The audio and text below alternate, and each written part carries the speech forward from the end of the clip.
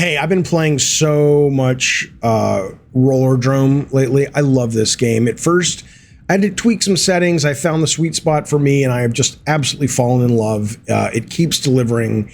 It makes you feel like just a fucking action hero badass. Kind of reminds me of Severed Steel meets Tony Hawk. It is filled with amazing moments. I love it. I love this game. Rollerdrome, top 10 of the year easily for me. Wonderful game. Okay. So I'm playing it, and I tweeted this out later this afternoon. I got to speculating, got to thinking. I said Rollerdrome is so good. Drome, I know it's Drome. It's so good. I wonder why PlayStation didn't try, wasn't able to put it on PS Plus for extra or premium or whatever.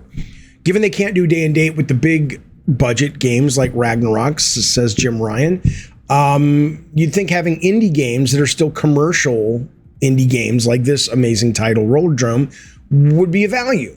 And of course, maybe they couldn't because the developer publisher didn't want to. Maybe they weren't interested. There's 20 reasons why it's not there. But I tweeted it because I was curious. I love the game, and I love subscription services. I love, as a customer, getting every month you kind of load up, and you load up all the time more often than that. And it's like, ooh, what's coming today? What's coming this week? It's fun. It's part of the fun of subscribing to something, right? So I just wanted to tweet it and talk about it. Well, boy, people had an opinion. This is crazy. I want to read you some of the choice ones. And some of these are not as pointed. Like this guy says, I'm glad to spend $20 on this banger. I don't have a problem spending $20 on it. Sean Dunlap, and I'm not, nothing he said was problematic, but other than it suggests that, that mentality, I'm glad to spend $20 on this. Sure, I was as well, but it automatically feeds into that narrative that if something's really, really good, you shouldn't have it on a subscription service. It's like, well, this is good enough to pay for. And that's not how I look at subscription services. I've gotten so much more value as storytelling from Netflix and Disney Plus and HBO Max than I have from just going out to a movie. There's so many more interesting stories being told on subscription-based services that this idea in games that gamers just look at them like they're like the shovelware place. I don't get it. I don't get it.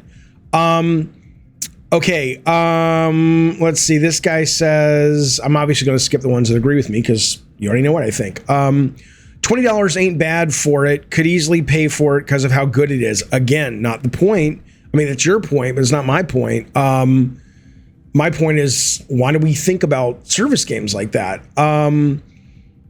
Maybe the dev wasn't interested. I doubt all devs are just sitting by the phone waiting for an offer from Microsoft or PlayStation. Yes, I know, Michael Hoffman. Nobody said they were sitting by the phone.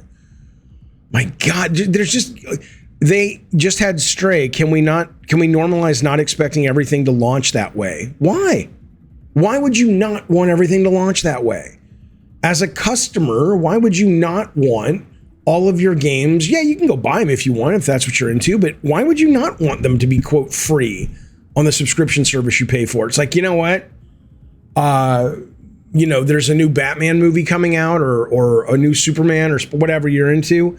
I could watch it on HBO Max, but no, thank you. No, thank you. I want to spend $25 for a ticket for IMAX. I mean, you can do that. No one's denying you that, but it's like, why would you not want it normalized? Why would you not want this? Look at this guy. Look at this guy. West is Aaron. I think his name is. Where is Aaron? I don't fucking know. Does any dev dream of their game being subscription fodder? No, not subscription fodder.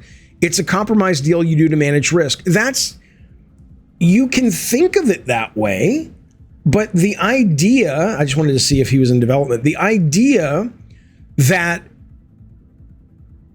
you see it as fodder versus this is a game, by the way. Yeah, it's going to be an indie darling, but this is one of those games that I think a lot of people, if they had PlayStation Plus, would play and go, oh, that's kind of cool. It's got guns, Tony Hawk. I'm waiting for a big AAA drop.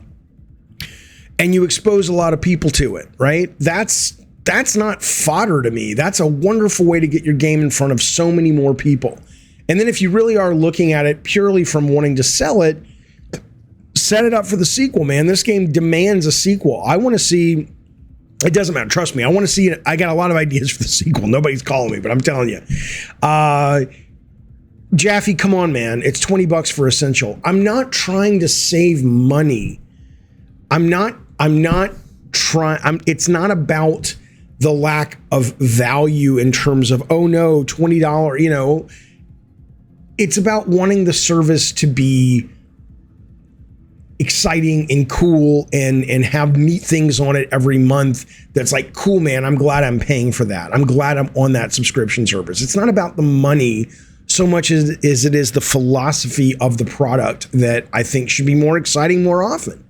Game Pass does it. Why can't Sony do it? They're not. Again, it's like, well, they can't put their AAA games out. Okay, fine. Let's concede that point. Let's assume that's correct. Obviously, it is. Whatever.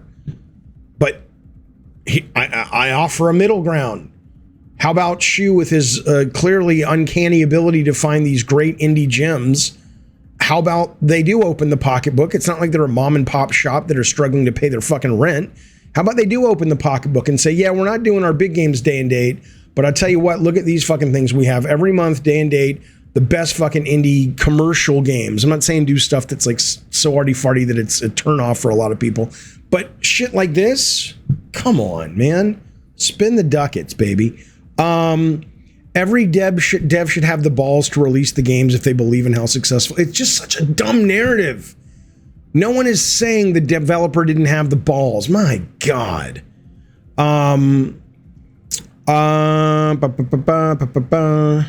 Let's see. If it's good, then they can sell it. I don't know. I don't know what you guys are watching on your subscription services. It almost, y'all's subscription service experience almost sounds to me like it's like you turn on Netflix and it's like old reruns of Family Matters and Small Wonder and Dateline NBC from like the early 2000s. Like, what do you? Where did this narrative? I turn on subscription services and I get best of breed television. I don't understand.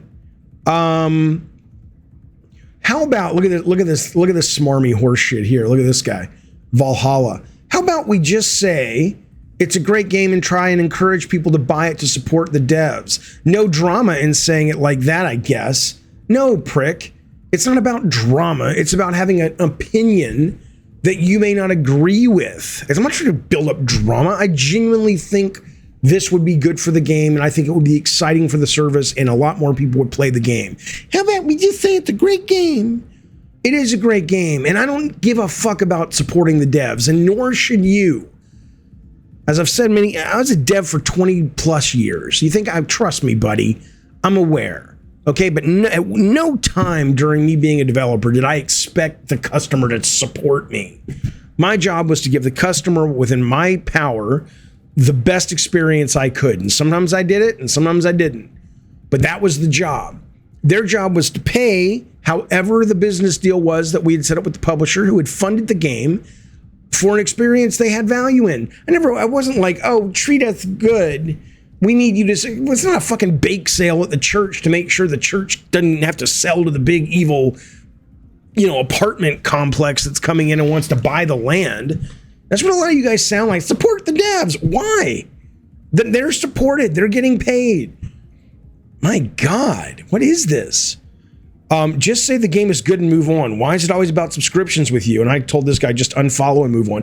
Because it is, Harkarat. Because I genuinely feel that subscription-based services are going to allow the medium to grow because you are going to have more chances taken by game developers and you are going to have more chances taken by consumers because it's, quote, free for them to try things and grow their palette of what a great game could be.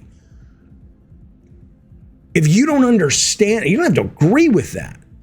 But if you don't understand that position, then how about you just fucking move on? because you're a dinosaur. You're living in the past. I've always bought my games. I like to buy my games. That's great. This may not be for you, this discussion. We'll call you when we're talking about something more, traditional.